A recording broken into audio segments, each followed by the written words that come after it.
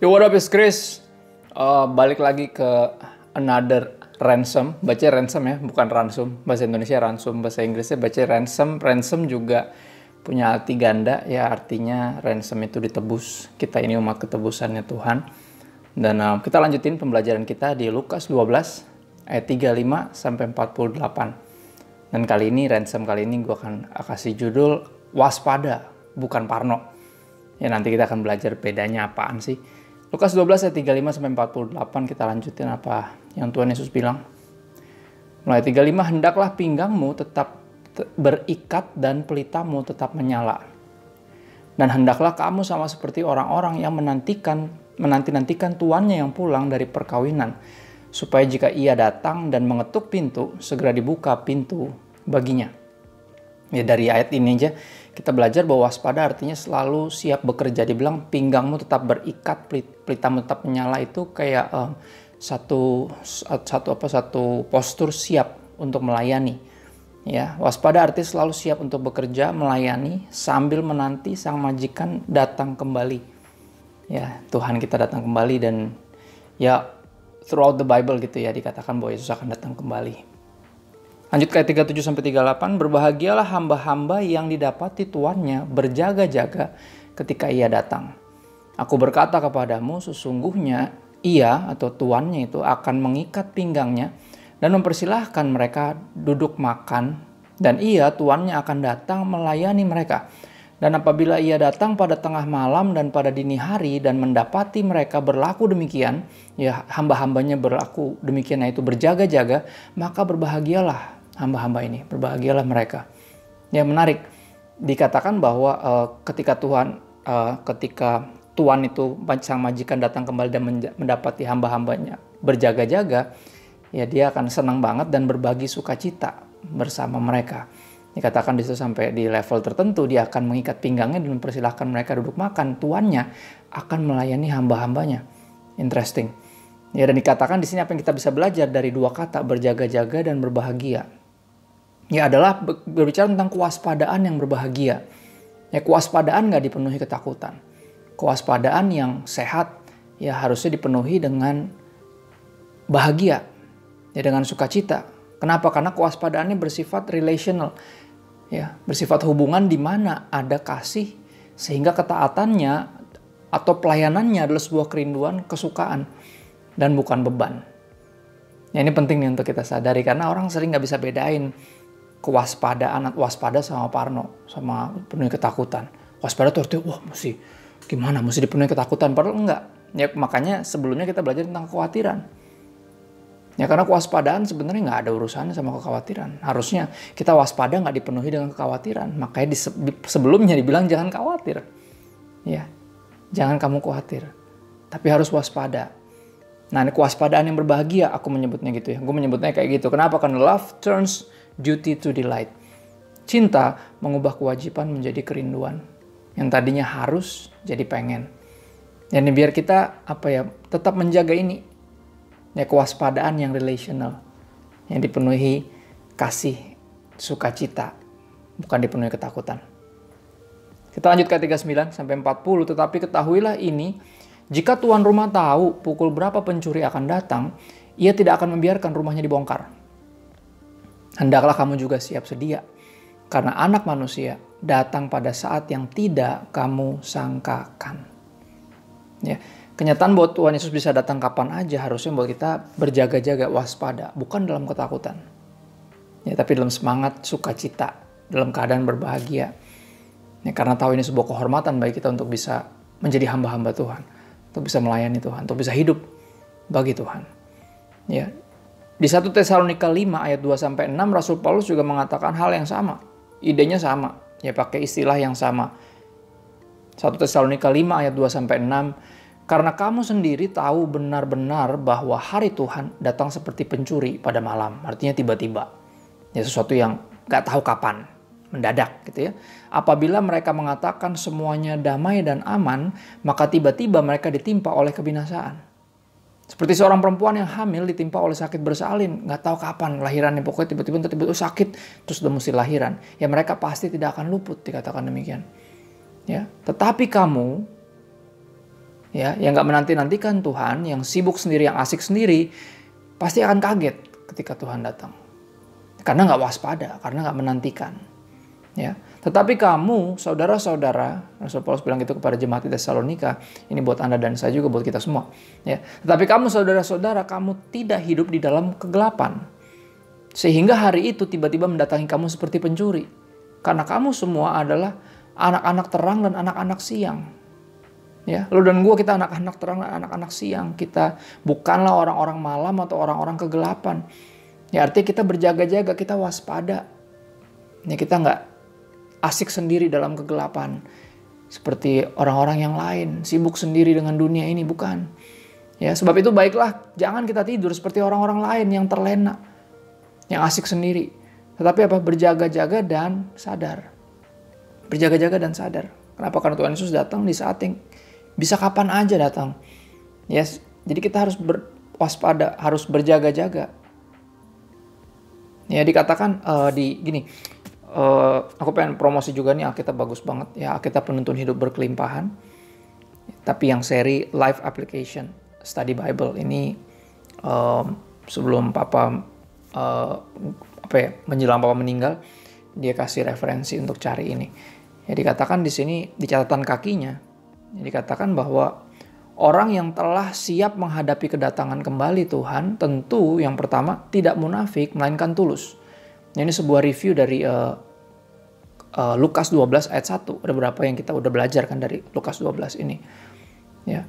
Yang telah siap menantikan menghadapi kedatangan kembali Tuhan, yang pertama tidak munafik melainkan tulus. Yang kedua, tidak takut melainkan siap bersaksi. Ayat 4-9. Ya. Tidak khawatir melainkan percaya. Ayat 25-26 dari Lukas 12. Yang keempat, tidak tamak melainkan murah hati. Ayat 34. Ya. Dan yang kelima, yang terakhir, tidak malas melainkan rajin. Nah, ini kita lagi belajar tentang kewaspadaan. Ya. Semoga kehidupan Anda, kehidupan kita lebih serupa dengan Kristus, supaya ketika Ia datang, ya Anda dan saya akan siap menyambutnya dengan penuh sukacita. Ya. Yang sungguh berjaga dan menantikan Tuhan nggak perlu takut dan nggak akan kaget ketika Dia akhir datang kembali. Benar nggak? Kalau kita menantikan seseorang atau sesuatu, ketika Dia datang, akhirnya tiba, kita nggak kaget. Orang kita menantikan kok. Itu idenya sebenarnya. Ya, itu idenya. Yang sungguh berjaga dan menantikan Tuhan nggak perlu takut dan nggak akan kaget ketika Dia akhirnya datang kembali. Kita lanjutin ke ayat 41 sampai 44. Kata Petrus, Tuhan, kamikah yang Kau maksudkan dengan perumpamaan itu, atau juga semua orang? Lihat di sini kata-kata ini kayaknya keren gitu ya, kayak dia nyadar nih, kayak nyinggung gue juga nih, tapi bukan itu. Di sini ada kayak unsur-unsur kayak dia berasa kayak karena Yesus waktu itu tenar gitu ya, guru yang tenar gitu, yang ada fame-nya, dan di sini Petrus somehow kayak berpikir apakah ini teguran buat gue doang, atau emang ini buat semua orang, atau ini eksklusif aja buat kita doang. Ya ada berasa di situ kayaknya beliau nih gitu ya. Tapi jawab Tuhan Yesus gini, jadi siapakah pengurus rumah yang setia dan bijaksana yang akan diangkat oleh tuannya menjadi kepala atas semua hambanya untuk memberikan makanan kepada mereka pada waktunya.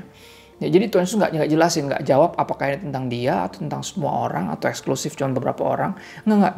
Tuhan Yesus jawab secara umum. Ya, pokoknya siapa, dia bertanya. Siapa sih? Ya. Siapa pengurus rumah yang setia dan bijaksana yang akan diangkat oleh tuannya menjadi kepala atas semua hambanya untuk memberikan makanan kepada mereka pada waktunya. Berbahagialah hamba yang didapati tuannya melakukan tugasnya itu ketika tuannya itu datang. Tugasnya apa tadi? Jadi kepala atas semua hambanya, bukan sebagai bos, tapi sebagai pelayan. Kenapa? Untuk memberikan makanan kepada mereka pada waktunya. Ya, dan ini akan diulang lagi nanti sama Tuhan Yesus. Ya. Beri makan domba-dombaku, kan gitu. Kata-kata itu selalu ya, muridkan, ayo. Ya, bimbing, dampingi. Ya, mentoring. Kan gitu. Berbahagialah hamba yang dapati tuannya melakukan tugasnya itu, memberikan makanan kepada yang lain pada waktunya ketika tuannya itu datang. Aku berkata kepadamu, kata Tuhan Yesus, sesungguhnya tuannya itu akan mengangkat dia menjadi pengawas segala miliknya. Ya, kita mestinya nggak gila-gila hormat dan pengen jadi posisi yang terhormat, orang yang gimana. Tapi biar kita walaupun nanti one day akan dipilih jadi pemimpin, Dipercayakan untuk memimpin, biar kita memimpin dengan cara melayani. Just like Jesus. Seperti Yesus. Ya, servant leadership. Kepemimpinan hamba. Ya, berbahagialah kita yang terus melayani Tuhan. Tanpa ambisi untuk meraih posisi. Gitu ya. Ayat 45-46. Akan tetapi jikalau hamba itu jahat dan berkata dalam hatinya, Tuanku tidak datang-datang. Lalu ia mulai memukul hamba-hamba laki-laki dan hamba-hamba perempuan dan makan, minum, dan mabuk.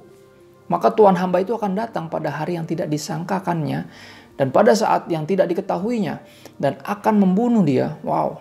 Dan membuat dia senasib dengan orang-orang yang tidak setia. Wih. Ya, ini menarik adalah kenyataan. Kerap kali itu kayak gitu. Ketika kita tebak-tebak nih kapan dia datang. Belum lah. Orang-orang yang suka menunda kayak gitu gak bisa menyebut dirinya hamba Tuhan. Hamba Tuhan adalah yang selalu melayani Tuhan. Yang selalu waspada. Ya. Kenapa? Dari ayat ini kita belajar bahwa gini, yang gak setia melakukan yang semestinya dilakukan, akan mulai melakukan yang tidak semestinya dilakukan. Kayak tadi misalnya. Ya, jadi ribut sendiri. Ya, malah ngejahatin sesama hamba. Makan, minum, dan mabuk, asik sendiri dengan dunia ini, kan gitu. Ya, yang nggak setia melakukan yang semestinya dilakukan akan mulai melakukan yang tidak semestinya dilakukan.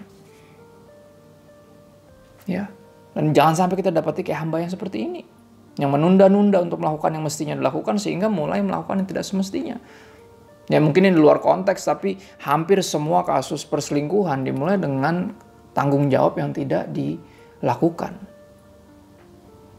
Ya, ketika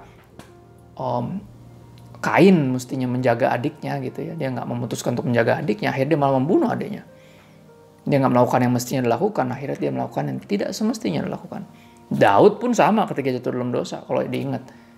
Ya, dia mestinya pergi berperang, malah memilih bangun siang, santai-santai di istana, akhirnya ngeliat istri orang diambil, istri orang akhirnya jatuh dalam dosa.